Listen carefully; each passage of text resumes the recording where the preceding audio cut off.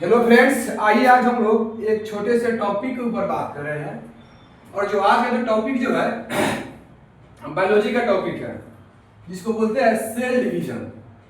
हिंदी में बोलते हैं कोशिका विभाजन। देखिएगा, सबसे पहले जानते हैं कि कोशिका कोशिका आखिर होता क्या है। देखिएगा, कोशिका जो है शरीर की सबसे छोटी इकाई है, यानी cell is the smallest unit of our body, या इसको बोल सकते हैं कि cell is the smallest unit of life, यानी जीवन की सबसे छोटी इकाई क्या है, कोशिका कहलाती है। कोशिका की खोज 1665 में रॉबर्ट हुक नामक वैज्ञानिक ने किए थे। चलिए, तो हम जानते हैं कि कोशिका विभाजन आखिर होता क्या है, जिसको बोलते हैं कोशिका विभाजन यानी सेल डिवीजन। देखिएगा, जिस प्रक्रिया से नए कोशिका का निर्माण होता है वही क्या कहलाता है, कोशिका विभाजन। यानी जिस प्रक्रिया से नए कोशिका का निर्माण होता है वही कहलाता है कोशिका विभाजन, जिसको बोलते हैं सेल डिवीजन। देखिएगा, कोशिका विभाजन को सबसे पहले सर्वप्रथम बिरचाउ नामक एक वैज्ञानिक है जो 1865 ईस्वी में देखे थे। आगे देखिए, कोशिका विभाजन जो है यानी सेल डिवीजन जो है वो 3 प्रकार से होता है। सबसे पहला है असूत्री विभाजन, जिसको बोलते हैं एमायोटोसिस डिवीजन। दूसरा है समसूत्री विभाजन, इसको बोलते हैं मियोटोसिस यानी माइटोसिस विभाजन। ठीक है। तीसरा अर्धसूत्री विभाजन, इसको बोलते हैं मियोसिस। चलिए, हम लोग बारी बारी से देखते हैं कि असूत्री विभाजन, समसूत्री विभाजन, अर्धसूत्री विभाजन आखिर होता क्या है। देखिएगा, सबसे पहले देखते हैं असूत्री विभाजन। कह रहा है कि यह विभाजन सामान्यतः प्रोकैरियोटिक में होता है। देखिएगा, प्रोकैरियोटिक मतलब होता है, इसमें आता है बैक्टीरिया, प्रोटोजोआ, वायरस। यानी कहने का मतलब है कि यह विभाजन सामान्यतः प्रोकैरियोटिक यानी अविकसित जीव में होता है। इसका शरीर जो है पूरी तरीके से विकसित नहीं होता है, यानी अविकसित होता है। उसमें होता है यह विभाजन बैक्टीरिया, प्रोटोजोआ, वायरस।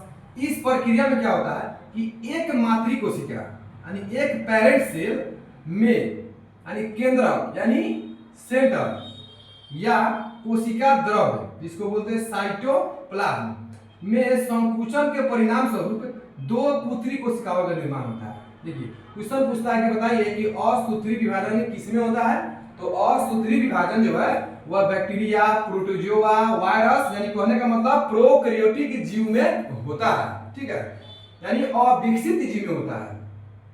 और इसमें जो है ना, इसमें क्या होता है कि एक मातृ कोशिका यानी एक पेरेंट सेल जो है इसमें केंद्रक या कोशिका द्रव्य में संकुचन के परिणाम स्वरूप संकुचन होता है, जिसके परिणाम स्वरूप 2 पुत्री कोशिका का निर्माण होता है। यानी कहने का मतलब है कि असूत्री विभाजन में कितना पुत्री कोशिका बनता है, तो 2 पुत्री कोशिका बनता है। चलिए, अब आते हैं समसूत्री विभाजन, जिसको बोलते हैं माइटोसिस डिवीजन। सबसे पहले जानेंगे कि समसूत्री विभाजन की जो खोज है वाल्थर फ्लेमिंग ने किए थे। समसूत्री विभाजन की खोज किसने किए थे, वाल्थर फ्लेमिंग के द्वारा किया गया। कब किया गया, 1879 में किया गया। देखिएगा, इसमें होता क्या है, यह विभाजन काई कोशिका में होता है। यह विभाजन जो है सोमैटिक सेल, काई कोशिका का मतलब होता है सोमैटिक सेल में होता है। इस प्रक्रिया में एक मातृ कोशिका से 2 समान गुणसूत्र वाली पुत्री कोशिका का निर्माण होता है। यानी देखिएगा, जैसे कि मान लेते हैं कि हम लोग का अगर कहीं का बॉडी कट गया है, मान लेते हैं कि हाथ कट गया, पैर कट गया या कहीं घाव हो गया, तो नया सेल उस पर क्या होता है, फिर से आता है। तो किसके द्वारा आता है, यही समसूत्री विभाजन के द्वारा। आगे देखते हैं अर्धसूत्री विभाजन। इसमें क्या होता है, देखिएगा, इसको बोलते हैं मियोसिस डिवीजन। इसकी खोज सबसे पहले देखिएगा, इसकी खोज जो है फॉर्मर एवं मुरे ने किए थे। फॉर्मर एवं मुरे ने 1905 में किए थे।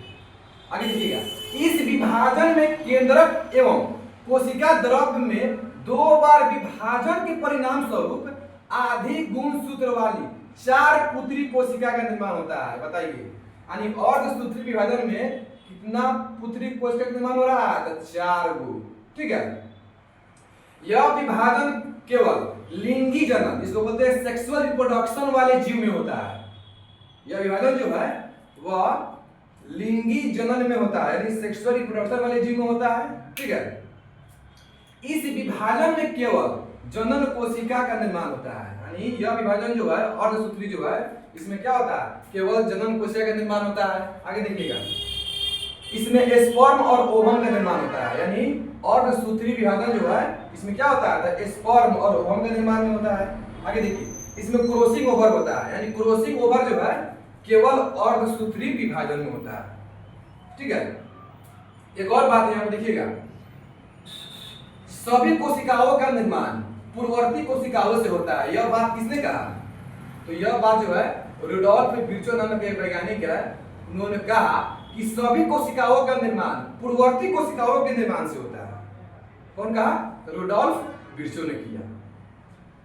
तो ये रहा सेल डिवीजन। आई होप, मैं आशा करता हूं कि आप लोग समझ गए होंगे कि सेल डिवीजन आखिर होता क्या है। इसके बाद सर्वप्रथम किसने इसका पता लगाया और इसके कितने प्रकार होते हैं। तो मैं फिर मिलता हूं अगले वीडियो में। जय हिंद।